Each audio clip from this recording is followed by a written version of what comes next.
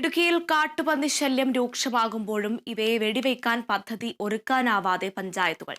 ജില്ലയിൽ പാനൽ ലിസ്റ്റിൽ ഉൾപ്പെട്ട ഷൂട്ടർമാരുടെ ലൈസൻസ് പുതുക്കി നൽകാത്തതാണ് പ്രതിസന്ധിക്ക് കാരണം.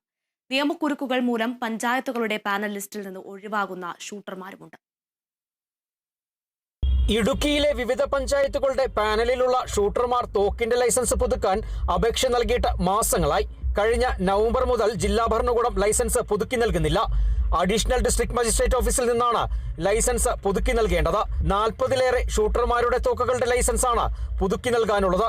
അതിന് നിയമപ്രശ്നങ്ങളെന്ന് പറഞ്ഞാൽ, ഒന്ന്, ലൈസൻസ് സമയബന്ധിതമായിട്ട് ലൈസൻസുകൾ പുതുക്കി കൊടുക്കുന്നില്ല. 2, എനിക്ക് ലൈസൻസ് തന്നിരിക്കുന്ന എൻ്റെ സർവേ നമ്പറിൽ ഉൾപ്പെടുന്ന സ്ഥലത്ത് മാത്രമാണ് എനിക്കിത് ഉപയോഗിക്കാൻ കഴിയൂ. മറ്റൊരാളുടെ കൃഷി സംരക്ഷിക്കാനോ എൻ്റെ സുഹൃത്തുക്കളുടെയോ ബന്ധുക്കളുടെയോ വേറെ ആരുടെയും കൃഷി സംരക്ഷിക്കാൻ എനിക്ക് അധികാരമില്ല. ഇപ്പോൾ ലൈസൻസ് പുതുക്കി തരുന്നില്ല. കാരണം HO ഡിപ്പാർട്ട്മെന്റിൽ നിന്ന് സാങ്ഷൻ വന്നാലാണ് ലൈസൻസ് പുതുക്കുള്ളൂ എന്നാണ് കളക്ടറേറ്റിൽ അന്വേഷിച്ചപ്പോൾ അറിയാൻ കഴിഞ്ഞത്. 8 മാസമായി ലൈസൻസ് എക്സ്പയറി ആയിട്ട് ഇതുവരെയായിട്ടും ഒരു നടപടിയും ആയിട്ടില്ല. ജില്ലയിൽ ഒട്ടുമിക്ക പഞ്ചായത്തുകളിലും കാട്ടുപന്നി ശല്യം രൂക്ഷമാണെങ്കിലും ഏതാനും നാളുകൾക്കിടെ പന്നിയെ വെടിവെച്ചത് ഇരട്ടയാർ പഞ്ചായത്തിൽ മാത്രമാണ്. ഷൂട്ടർമാരെ ലഭിക്കാത്തതാണ് മറ്റു മേഖലകളിൽ പ്രതിസന്ധി നേരിടുന്നത്. നിയമത്തിന്റെ നൂലാമാലകളുള്ളതിനാൽ പഞ്ചായത്തുകളും കാട്ടുപന്നികളെ വെടിവെക്കാൻ വേണ്ട നടപടി സ്വീകരിക്കാൻ മടിക്കുന്നു. കാരണം അവർ പറയുന്നത് അവരുടെ തോക്കിന്റെ ലൈസൻസ് പുതുക്കി കൊടുക്കുന്നില്ല.